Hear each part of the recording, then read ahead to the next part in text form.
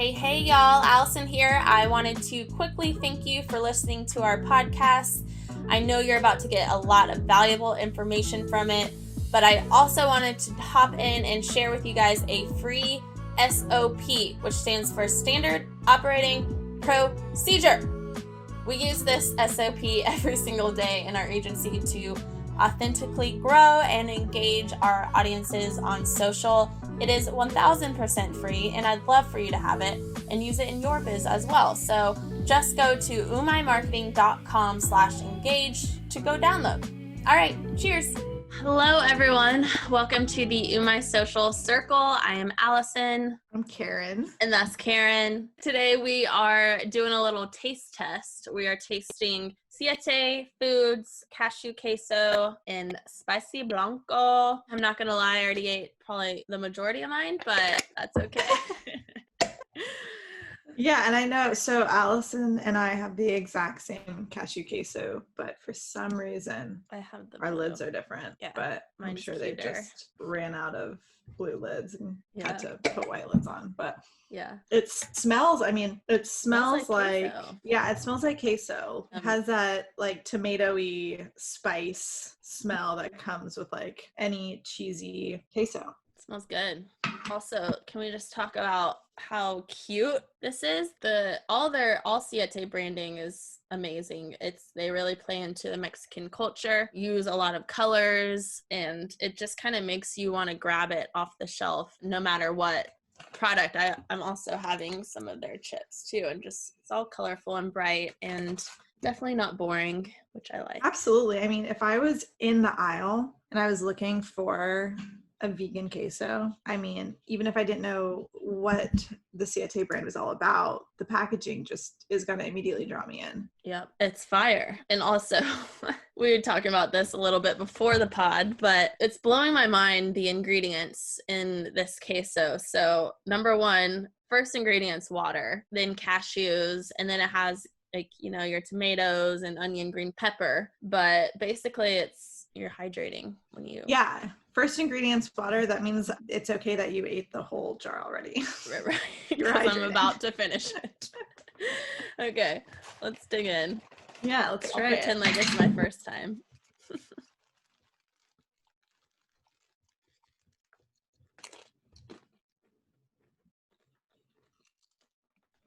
So it's like nutty. It's cashew, obviously. So you kind of get the like nuttiness. Slight queso taste, but really it's like another dip. It's not a queso, but I love it. Yeah, it's delicious. I mean, so full disclosure, I am not vegan. I don't eat a lot of vegan foods. So I'm not sure how like the nutritional yeast plays into giving it that cheesy texture and flavor. So I don't really know what that's supposed to taste like. So yeah, I completely agree. It tastes like dip. Yeah. It's delicious. If someone had this in a bowl at a party, I would be eating it just like it was a bean dip. Yeah. Even though it's not beans. It's also paleo, gluten-free, vegan, grain-free, dairy-free, soy-free. I mean, it's delicious.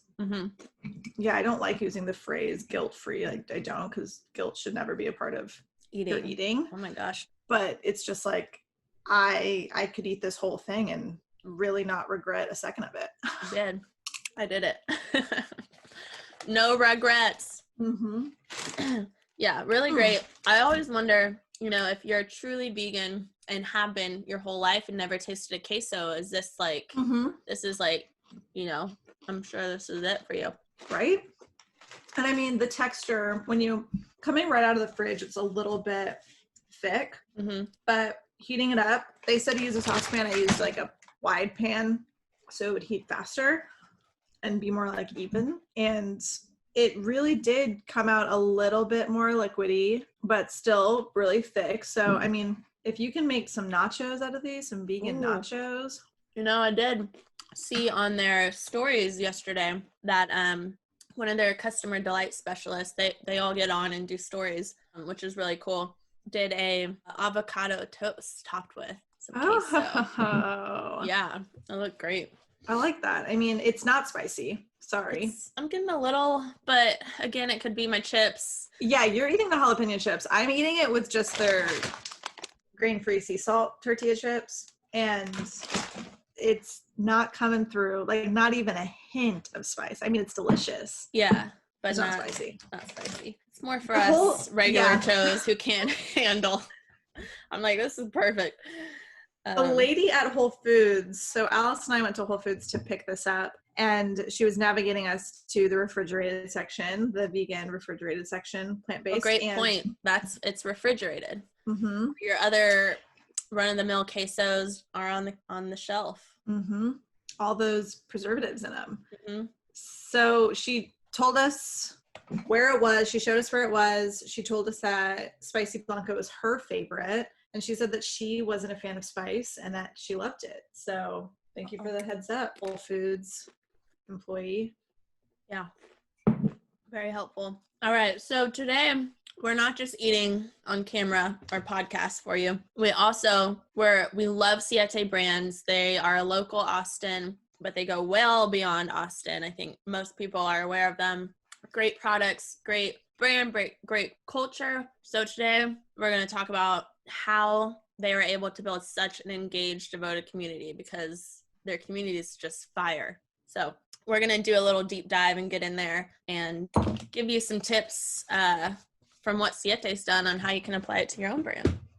Yeah, so we are going to be focusing on how the brand was able to build such an engaged, devoted audience. Not only do they have hundreds of thousands of followers on Instagram, it's really the engagement that those followers provide for them that impresses us so much, impresses everyone. I mean, this is a brand to aspire to, and it's one that we always look to for inspiration. And when it comes to the content, when it comes to the visuals, it's just really well done.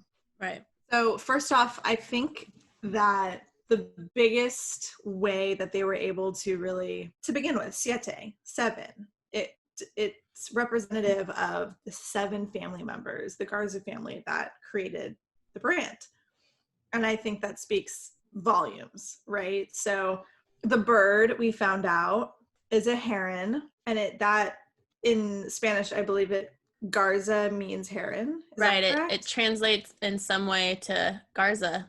So it's all about family from, asset number 1. It's kind of like their foundation. Definitely. And on their mission page, it always mentions family first, family second, business third. And I think that is immensely prevalent in all things that they do in their marketing. I mean, the family is, when they do their commercials and their videos, the family's there. It's all of them. It's not hired actors. So I think that's a very, very beautiful touch that is seen throughout their marketing. Right. Even on this queso, and I'm sure it's on some other, all the products, is they have this Abuela approved stamp. It's right next to their gluten-free certified stamp. Just a nice little trademark touch. You know, it makes you feel warm and cozy. And you kind of think of this, Abuela, your old grandma, just like feeding you or something like that. And that's how it feels to eat their products, which I love. So very prevalent. I love that touch. And their slogan, their tagline, Juntos es mejor. Sorry about my pronunciation, truly sorry.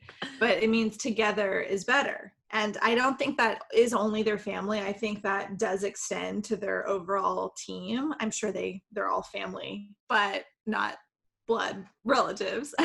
And I like how you said that their customer support team is on the stories, that they have free range to just get on the stories to share what they're eating, to share what they're doing. Right. Yeah, and that brings to a next point. If you look at their team page, it's stacked. There are 7 people whose job is customer delight, which just goes to show you how much they value making their customers happy. I think that's incredible. I wonder how many of them are actually doing like the community engagement on Instagram, right? Yeah, because it's a lot. It's a lot. Yeah. They're responding to absolutely everything.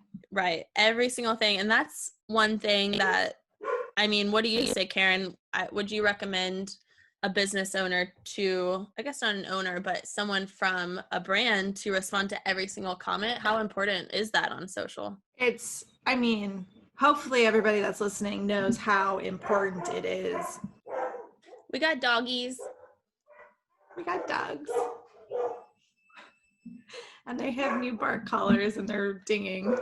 Are they not? Are they like noise or vibrator? It's vibrating, yeah, and it's dinging. You can hear it. Yeah, I mean, it's incredibly important to respond to everything. Positive comments and honestly, more importantly, negative comments. We're huge advocates of if there's something that's super customer service related, like I got this bag of chips and they were all crushed, or I got this bag of chips and I know that they get that, I'm sure, or it's almost empty. We want to navigate you to actual customer service on email to get it off of your social platform. I don't know what Siete does, if they handle it internally on the platform or in DMs, but what we would do and what we do for our clients is to push them to email customer service and to take care of them there. Get the negative off the front-facing things, right? Yeah, especially if you're running ads. You want to spend money running ads and serving ads to people that are going to see these negative comments in this comment section. It doesn't make any sense. So I think it's incredible that you can see, I mean, this one has 70 comments on it and they are all being responded to. It's not like they're just liking the comment. They're taking time to say words to these people. So it's beyond just customer service. Like someone's, comments something back and they're at least saying like, I know, right? With like, they're engaging and they're being like witty and fun with these people. So it goes beyond customer service where, I mean, it ties back to being a community. That's how you feel if you're commenting and interacting with Siete. Absolutely. Something every business can implement. I mean, it's not easy. It takes work to get in there and respond to everyone and think about what to say, but something that anyone can do. Right. And so what we do internally is every morning we sign on for our clients and make sure that every comment that we have missed from Instagram, from Facebook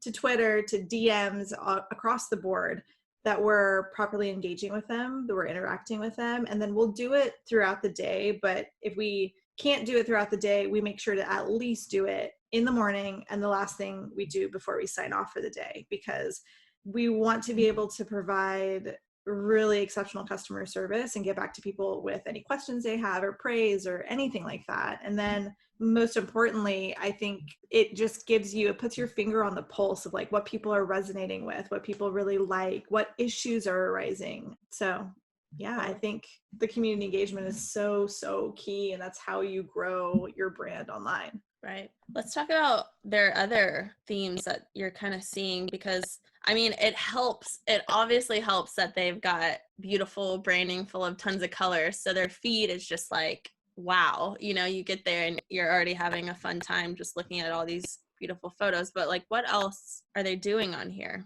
Yeah, I mean, well, going back really, really quick to all of their beautiful photos, it's like most of these are user generated. It's insane. All of them are by really incredible influencers and content creators making these gorgeous, stunning photos for them. And I truly wonder how many, if any, are paid for. Like, are all of these organic and it's just love for the brand? And obviously it's really awesome to get a shout out on a platform that has 340,000 followers. Yeah. Yep. But yeah, I think what an incentive to grow a community, not just sales, but literally free content. So other things that we're seeing, so during times of COVID, we're seeing this Juntos at Home. Is that? Yeah. And they're bringing people on to IGTV to educate and share. And we're seeing a lot of brands do that, but this is super branded, super clean. It kind of makes me think, I'm like, how do they do it so seamlessly? And even when it comes to like the cover photo on stories, yeah, it's perfect how in the feed, in their 1,000 by 1,000 dimensions, you can see a beautiful, clear, crisp, bright photo with Juntos at Home. And then when you click through to the IGTV, the borders, the touches of the borders that they put on top and bottom to make it even more beautiful and branded, but not messing up what's happening on the feed. It's just super thoughtful. Whoever is doing this is so thoughtful. Yeah, that's a big thing that we struggle with too is, you know, you want your feed to stay beautiful and what's the word I'm looking for? Curated, right? But you also want to educate in different ways. So, I mean, I would definitely, like you said, look to Siete Foods and see how they did that because it looks seamless. Yeah. But another thing that's great about the Juntos at Home is, okay, first of all, it's playing into their tagline, Juntas es mejor. And then during coronavirus, someone might, you know, that might have been like an, oh shit moment. Juntos es mejor is obviously not what you want to be doing during coronavirus, but they spun it in a way that perfectly resonated with the times and their brand together at home. Yeah. Such a great, yeah. What a pivot. And it's and it's just so well done, right? It doesn't seem like it's grasping. You're not grasping for this. It's very organic, if you will. And judging by the amount of views that are on it, it looks like it's resonating with people. But also, I mean, I know you said you do want it to be well done, but I think a lot of brands are scared to show that inner side or behind the scenes and things like that because it's not always picture perfect and nice. So Karen, what would be your suggestion to help a smaller brand who's not Siete yet post more than just product photos? That's such a good reminder. Sometimes, honestly, sometimes I get lost and I'm looking at this. I'm like, it's so well done. It's so beautiful. How can we do this? But it is so important to remember that smaller brands where the CEO is running everything, the social, fulfillment, logistics, sales, and it's not feasible. So I would say try and be as authentic as possible because, I mean, you see it too, Allison, in ads. Sometimes the most beautiful studio photo does not perform as well as the user-generated content. So I would say just try and be as authentic as possible and use software to your advantage. So find tools and software that work for you and are in your budget and create really beautiful content that way. So what would be a good piece of software? Like what is affordable? Like Later is one. So I would figure out a good photo editing software. So whether that's Visco or it's Afterlight, there's so many out there at different price points, but those I would say are my two favorite for editing on my phone outside of the Adobe suite. And Canva. I feel like Canva is super popular because it's so easy to use and it's not very expensive, and you can lay in your logo, you can lay in your brand colors and templates and create templates. What software do you like? Mostly I'm doing ad editing. If y'all didn't know, Karen is our organic guru, but we have the Adobe suite, so it's not very fair. I use the Adobe Spark app, which is amazing. I highly recommend that. And then other than that, I'm using like video editing apps. One I use is Splice, and it's free. But yeah, and then in terms of scheduling, I think Later would be a good beginner scheduler. I'm trying to think what else, because as like you were saying, if you're a business owner and you're trying to do 500 other things, you need to get your content scheduled out so that you can go on and focus on, you know, getting your product into retail stores or what have you. Right. And so we always preach about the messaging buckets. And when you're thinking of your content strategy, focusing in on those messaging buckets and then providing your consumer with a solution, right? So you're gluten intolerant, you need to find really flavorful foods. You miss all those foods that you used to have. Okay, well, these are the foods we provide that are gluten-free. This is how you can eat them. This is what you can make with them. These are fun, different ways to use them, you know, and playing off of, you know, your mission, why your brand is what it is. And with Siete, their mission is to bring Mexican American foods to the table, I believe. Let's go. I'm gonna actually look at their website to say that. So boldly build the leading healthy Mexican American food brand. And with the togetherness and the community and the family aspect as a leading driver of that. So a lot of their Instagram honestly is really beautiful food, which brings you in, but the supplemental community content is what is longer. Yeah. And it's the most impressive. Totally. So the Juntos at Home, we love that. Siete Scaries. Have you seen that one? So I've seen those in real time, like in real time on their stories, but it looks like they have a highlight on Instagram about it, but it's literally just their team members scaring each other, which is the most delightful thing and has nothing to do with the product. It brings me so much joy. Yeah, but in all reality, it really does have everything to do with the product. It's them enjoying each other's company. It's the community. They're a family, brand. Right? They're a family. I think it's entertaining, and right, social media is supposed to be educational and entertaining, and they have that down. And it makes you feel like you know them. I mean, yeah, all ties back to family first, family second. And the same with they have like this like workout, they have a huge workout room at their office, and they're always doing like these team workouts together. And it's just all those behind the scenes that literally have nothing to do with the brand or the food. It's just helping bring people back into the social platforms, engaging with them. It's fun to say like, hey, I see this one girl on Instagram all the time. She's on their marketing team. Is that who I'm talking to when I comment with them? You know, you're talking to humans. Right. Yeah. It creates super fans for sure. And Karen and I were talking, like, we want a t-shirt. Like, we want to see a t-shirt, a hat, whatever we can get, because we're super fans now. I mean, we love the food. We love what you're doing on, you know, social. Everything's just curated and beautiful, but it's also fun. So that's what they're doing. And I mean, we can't lose focus on how important branding is too. I feel like sometimes we have small CPG businesses coming to us and wanting to work with us, and their packaging, their website, not everything is tightened up. And it's not something that we personally would purchase. And I think that is very vital in how you think about marketing as a whole. You have to make sure that branding is on point to begin with. Obviously that the product is on point, and then everything else will fall into place with the right tools and the right work and the right levers being pulled. But there's still some foundational steps, right? Yeah. Right. Cool. So I think another way that is just so impressive with Siete is their influencer partnerships. I have no idea what their program looks like. Everybody's influencer program looks different. But I just remember at Expo West, maybe 2 years ago, I was walking the floor with a micro influencer. And oh, look at you. I know. You're famous by association.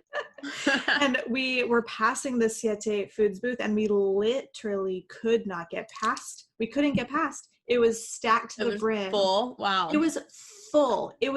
I'm talking 30 people in front of this booth. And if you've ever been to a trade show like that, you're just trying to get like 5 to 6. You're like trying to build this buzz, but it was just stacked. I couldn't even get past. She ended up knowing half of the people there because it was all influencers. It were all these social media influencers talking and laughing and hanging. Yeah. Influencers were just flocking to them. They were just hanging there. Well, and it's not that easy, you guys. No, it is not that easy. Not normal. Yeah. This is not normal. It's incredible, and we can talk about it being incredible, but this is not normal. And a lot of legwork had to go into getting there. Again, going back to the community and building it. But I have no idea how they do it. Like, one of our favorite Instagrammers, the Defined Dish, such a great cookbook, such a great Instagram. Mm-hmm. She is the biggest Siete Foods advocate. I mean, her pop socket on her phone is a Siete Foods pop socket. Is it really? I saw her redo a healthy Taco Bell Crunchwrap Supreme, but with all Siete products, and that was life-changing. So, but how do you think that they reached out to her? Because she's big time. Like, are you able to tell what maybe their influencer program looks like just from the front facing things? I mean, I wish I feel like tell us, Siete. I know. Tell us, yeah. I feel like this must be, well, number one, it's a long-term relationship. I do not believe that what they're doing has short-term relationships. Like, for instance, some brands will partner with somebody they're like, you have to post 3 times. It's going to be $2,000. This is what you say, #ad. That is not what they're doing. And there's such a benefit to that because of what they're building. So I don't think it's beyond just the business. Like, here's the bullet points. Here's what you get paid. It's more like maybe they're just sending product to continue the relationship after the business part is done, or yeah, maybe that's what's happening. Maybe they're also helps to have a great product again. Again, yeah. And I feel like, so I've noticed in the past that they would do these like retreats where they would invite a bunch of influencers and they would have these backyard dinners and concerts here in Austin and like their office quarters. And I assume that they paid for them to come, paid for all of that jazz, and gave them a super Instagram worthy space that they would share. And maybe afterwards they just provided product. I don't know. I'm assuming, and I shouldn't assume because I literally have no idea, but something that we do with our influencer programs is starting off with just engaging as much as possible with these people and actually making sure, one, that they are an influencer that you want to work with, that has the same beliefs in food as you do, or if you're a food product, you don't want to, I don't think they're going to be working with anybody that is posting about Burger King all the time, so, and follow them, engage with them, DM them, create not a partnership yet, create a friendship, create just a relationship in general that's beyond you just trying to shove your product down their throat. Right.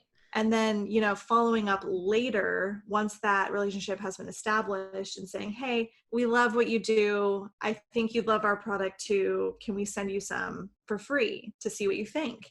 And then going from there, right? It's like, if they love it, they're going to reach back out. Mm-hmm. It is a long game. It's a long game. Oh, man. It is a lot of work. It's a long game, but it's worth it. Do you think with Siete, the parties that you saw in the past, were those mostly like micro influencers? Because Defined Dish is big, but do you think they were focusing on like smaller groups of influencers? No, I don't think so. I mean, different people have different definitions of micro and macro influencers, and I honestly don't know the exact definition, but in my head I'm like, okay, micro influencers are people that are like under 40,000 followers, and above that they're more macro. And I know that's different for everybody. Some people will say like at 1 million followers you're a macro. So I think that most of them had like more than 100,000 followers. They were super established, and it's like this tight-knit community of mostly, honestly, women, and they all know each other. They all work together on the same brands, and if you get one of them on board and really loving your brand, I think it's really possible for them to introduce it to their friends. Right. And I think last but not least, when it comes to how they've been able to build such an engaged and devoted audience, is their content being so beautiful and entertaining. But I do know that they have somebody working internally. I think it's their creative director. He's not just a photographer for them, but their creative director. He used to be a photographer for the Ellen Show. And his work is just incredible. Like, if you go into their Instagram and you see their Kroger announcement, it's not like other retail announcements that you see. It's so beautiful. It is. Look how well done that is. Yeah. Okay. And that's professional level stuff. And again, this doesn't happen. That is not normal. Yeah. they've got a talented team that they've built, that's for sure. Yeah. So like for our clients, when it comes to retailer announcements, obviously you can put their logo on a photo of the product, but a nice touch is going to the retailer, going outside and taking a photo or a boomerang of your product in front of the retail face. And that's always a great announcement. You can use it in ads. Mm-hmm. Yeah, that's the most simple way, and it's effective. Siete's taken it, to the next level. So what's new? Yeah. And then other than that, I mean, I know we've hit a lot on their content, but I just have to do a quick shout out of how fire their copy is.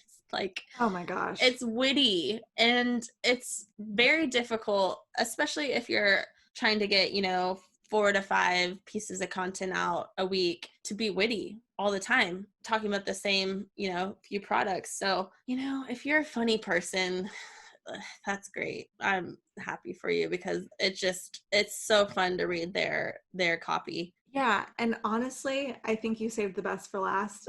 Their copy is honestly one of my favorite things about their social media, and it's I'm not just LOLing reading it right now. It's not easy to do at all. And I remember looking at this years ago and being like, how are they going to keep this up? Yeah, seriously.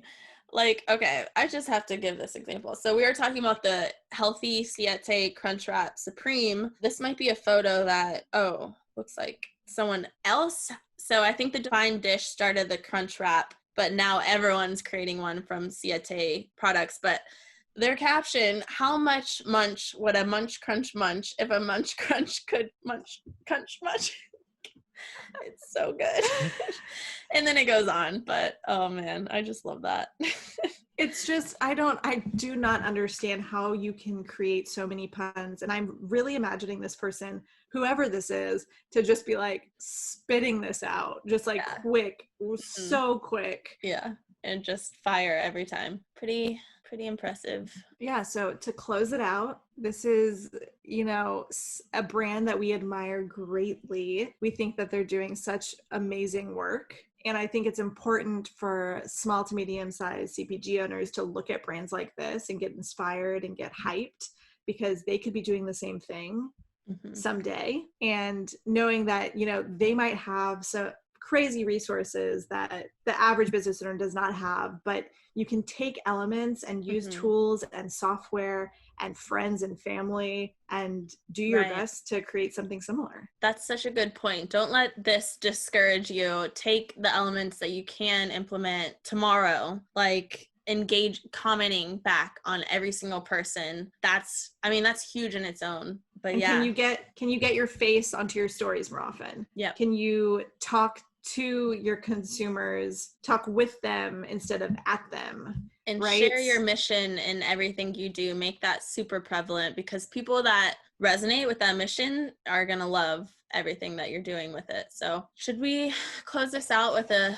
cheers, a queso cheers? Yeah, let's do it. I got to open mine back up. Oh, I'm like empty, so let's ground to the bottom. All right. Thank you, Siete, for the product. Cheers. Cheers. UMAI Social Circle is a CPG agency-driven podcast based out of Austin, Texas. We're excited to share more behind-the-scene insights, chats with industry leaders, and whatever else we learn along the way. Follow us on Instagram at UMAI Marketing, or check out our website, umaimarketing.com. Catch you back here soon.